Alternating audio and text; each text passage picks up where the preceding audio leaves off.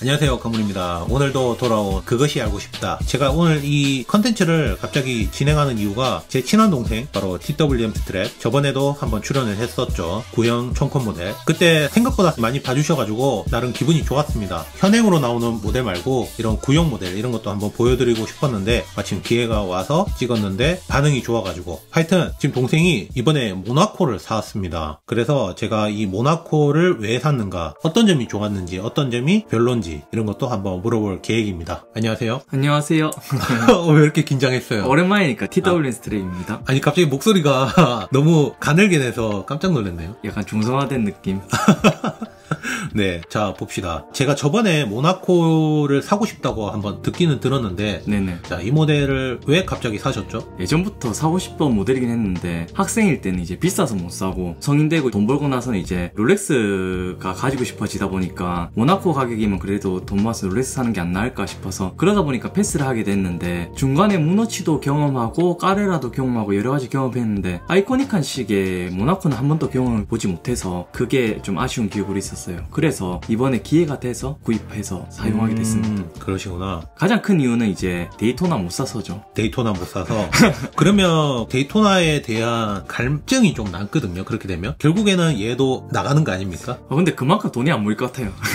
그래요? 그냥 모나코에 만족하는 것 워낙 같습니다. 데이토나가 비싸다 보니까. 모나코를 선택한 건 물론 데이토나가 더 좋겠지만 제가 좋아하는 영화에 나왔던 모델은 모나코기 때문에 그게 좀 더 영향이 있었고, 제가 앞에 한 건 농담도 있었고요. 실제로는 모나코에서 매력을 많이 느껴서. 저도 진짜 좋아하거든요. 최근에 쇼츠 영상으로 모나코 한정판 모델, 에디션 모델 나올 때마다 가서 영상을 찍어서 올렸는데 사람들이 하는 말이 있습니다. 그 돈씨.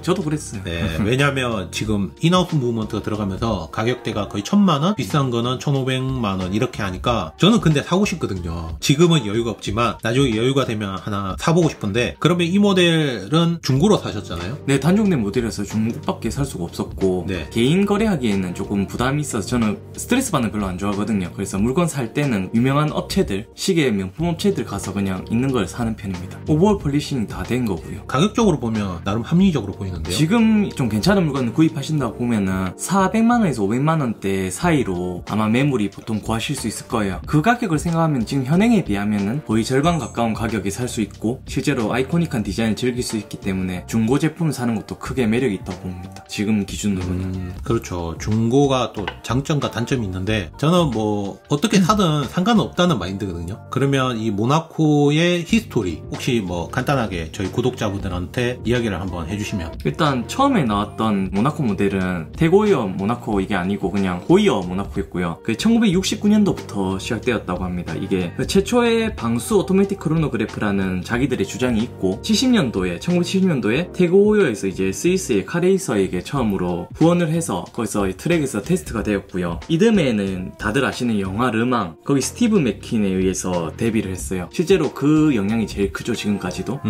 그 이후로는 뭐 여러가지 이어져 아이코닉한 디자인을 그대로 이어오다가 75년도에는 PVD 모델이 나왔었고, 이후로도 계속 이 디자인을 이어오고 복강 모델이라고 이제 용두가 반대에 있는 모델도 나오고 하면서 여전히 이어지고 있습니다. 그러고 보니까 맥퀸 그 분이 착용했던 모델인 것 같은데, 같은 줄 알았는데 실제로 보니까 그 모델은 인덱스가 누워있죠. 그리고 용두 방향도 다르고. 최근에 또 그 모델은 복각이 되어서 나왔더라고요. 네, 무브먼트도 같아요. 그건 자사 무브가 안 들어갔거든요. 지금 여기에 들어간 무브먼트가 다이아 하단에 보면 칼리버, 이거는 12인데요. 네. 칼리버 11이고. 그 차이가 뭡니까 그러면? 그 위치 따라 다른 것 같은데.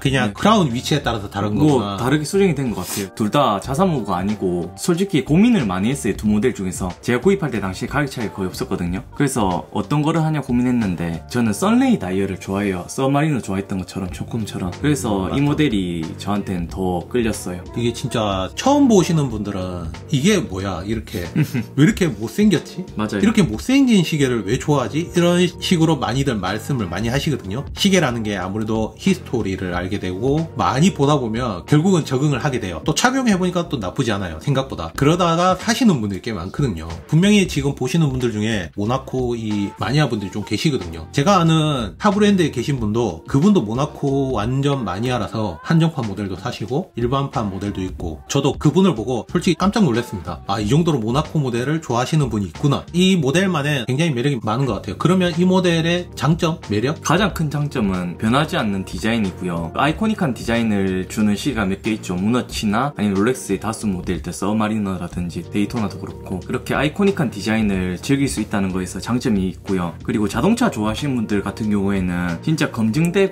그런 합리적으로 접근할 수 있는 역사성 있는 시계가 뭐냐 하면 크게 대안이 많이 없어요. 무너치는 레이싱 감성보다는 달에 관련된 역사가 많으니까 실제 레이싱 워치를 보면 데이토나 아니면 모나코인데 모나코가 가성비가 맞죠. 자동차 좋아하시는 분들은 그리고 대부분 좋아하실 거예요 아마. 근데 차를 좋아하시는 분들 중에 또 모나코 모델을 모르시는 분들이 저는 있을 거라고 보는데. 맞아요. 찐팬이면은 보통 알 거예요. 르망 영어를 아시기 때문에. 아, 르망. 네, 맞다. 자동차 차도쿠먼은 좋아하고 간지를 위해서 차를 타면은 뭐 내 마음속의 삼각별 이런 분들 같은 경우에는 모르실 수도 있는데 차 자체를 좋아하는 덕후면은 알 겁니다. 그리고 생각보다 줄질했을 때 재밌어요. 가죽 밴드로 나오고 브레이슬릿도 있지만 브레이슬릿에서는 호불호가 좀 많이 나뉘더라고요. 저도 브레이슬릿을 이제 따로 살라고 보니까 7, 80이었던가 했던 것 같은데 그 돈 주고 살만한 매력을 아직 못 느꼈거든요. 그래서 그냥 가죽 밴드를 줄질하려고 샀는데. 또 직접 만드시잖아요. 그렇죠. 근데 아직 바빠가 제 걸 못 만들었어요.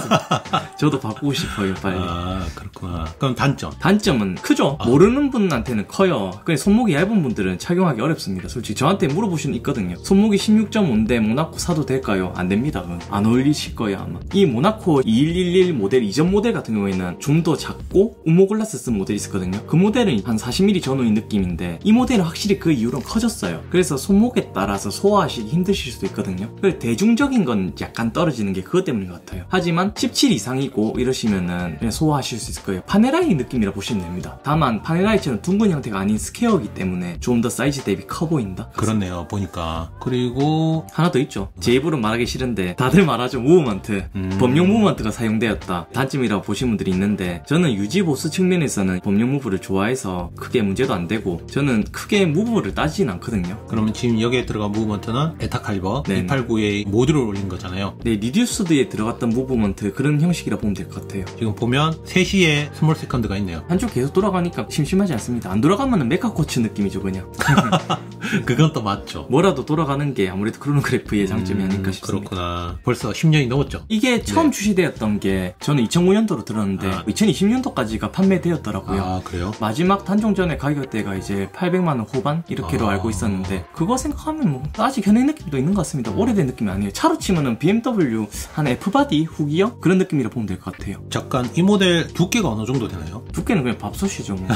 아, 두께 정확한 사이즈는 모르고요. 살짝 대보겠습니다. 14.5. 생각보다 글라스가 워낙 많이 올라갔기 때문에 착용감은 또 그렇게 나쁘진 않을 것 같은데 저는 편해요. 착용감은 괜찮습니다. 착용감은 생각보다 괜찮다. 러그 투 러그도 굉장히 짧은 편이고. 네, 맞습니다. 러그는 22mm라서 줄질이 편해요. 아, 러그가 22mm. 네네. 저는 솔직히 모나코 모델을 좋아해서 예쁜 것 같아요. 아마 제 채널에서 이 모델은 또 처음이라서 태그오이어 여러 모델을 했지만 이번에 보시고 좋아하시지 않을까. 저는 실물로 보는 걸 꼭 추천을 드립니다. 다만 시계를 처음 보면 분명히 호불호는 많이 갈리지만 오래 즐기신 분들은 컬렉셔너로 하나 놔둬도 나쁘지 않다. 네, 저도 그렇게 생각합니다. 존재감이 진짜 크거든요. 제가 처음부터 이 시계를 사러 간 게 아니었기 때문에 콤비 모델이랑 경쟁해서 이긴 모델이거든요. 저는 좀 개성 강한 시계를 좋아해서 이거 사기 전에 고민했던 게 토노그래프 모델을 고민했었거든요. 근데 그 모델이랑 비교해서 이걸 선택했어요. 맞다. 그때 그렇게 말씀을 하셨죠. 네네. 의외로 또 잘 어울리는 것 같아서 토노그래프보다는 이 모델이 훨씬 나은 것 같아요. 네. 잘 산 것 같아요. 덕분에 비용도 줄이고 만족감도 높고 제 컨텐츠도 나오고. 예,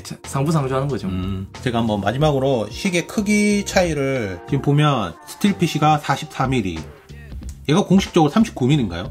네, 그런데 그건 의미가 없죠. 사각형이라서. 네. 네, 스퀘어 디자인이라서 얘가 이제 스와치 블랑팡, 스블랑이라고 하죠. 얘가 42mm, 얘는 커밋 40mm, 얘는 41mm. 거의 42mm 다이버 시계하고 비슷하다고 느끼시면 돼요. 그러니까 일반적인 남성 손목에는 이제 말씀하신 것처럼 17cm는 손목둘레가 되어야 잘 어울린다. 자, 오늘 이렇게 갑자기 컨텐츠를 한번 찍어봤는데 또 재미있게 보셨는지는 모르겠습니다. 사실 많이 준비하고 찍은 게 아니라서 내용이 어떻게 나올지는 모르겠습니다. 그래도 재밌게 봐주셨으면 좋겠고 저는 또 다음에 새로운 리뷰로 돌아오도록 하겠습니다. 바이바이. 고생하셨습니다.